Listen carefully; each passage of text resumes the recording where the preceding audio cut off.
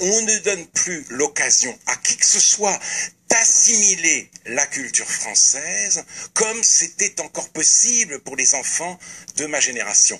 Hannah Arendt définit les enfants, et c'est une belle formule, non seulement comme des êtres en devenir, mais comme des nouveaux venus sur la Terre. C'est beau parce que ça veut dire que d'une certaine manière, l'immigration est une condition partagée. Il faut intégrer tout le monde dans justement cette société, cette nation, cette civilisation française. Tout le monde. Or, on le fait de plus en plus mal parce que cet héritage est de moins en moins assumé. Et sur la question de la langue, on le voit. Alors là, j'en reviens à l'intégration au sens plus classique. Je suis très frappé par le fait maintenant que nombre de peurs et de gens même qui vivent dans les banlieues, quelle que soit leur origine ethnique, ont un accent qui n'est plus français tout à fait.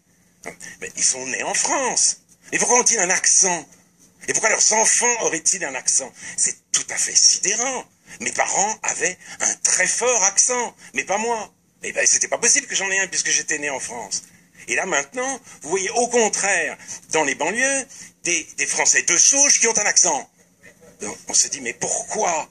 Pourquoi? Qu'est-ce qui se passe? Bien entendu, parce qu'il y a une autre manière de parler la langue, telle qu'elle se déploie dans le rap, par exemple, dont il est interdit de dire du mal.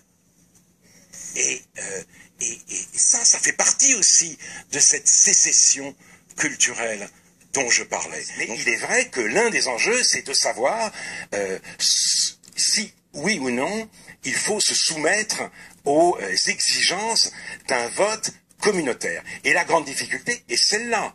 Plus il y aura de musulmans en France, plus les partis politiques seront amenés à raisonner en termes de vote communautaire. Rappelez-vous Pascal Boniface, c'était cet homme du Parti socialiste, cet expert, très présent d'ailleurs dans les médias, qui a dit il y a quelques années, c'est pas la peine d'être...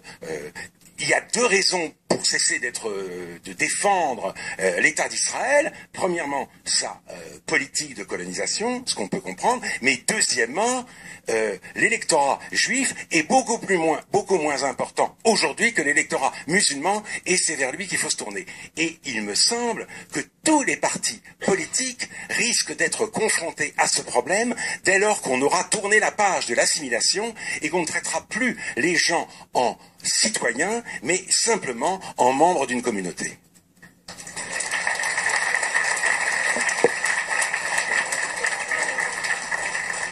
On peut aussi peut-être à l'UMP ne pas rentrer dans cette logique-là et constater par exemple que des valeurs que nous portons, me semble-t-il, l'esprit d'entreprise, l'attachement à la famille, peuvent être partagés par de nombreux Français et que ça peut être aussi des dynamiques d'intégration qui peuvent rassembler largement autour de ces deux exemples, l'esprit d'entreprise, la famille. Je voudrais d'ailleurs, pour rebondir sur ce qui a été dit, vous dire aux uns et aux autres que ce que vient d'évoquer Alain s'inscrit exactement dans la réflexion qui est la nôtre.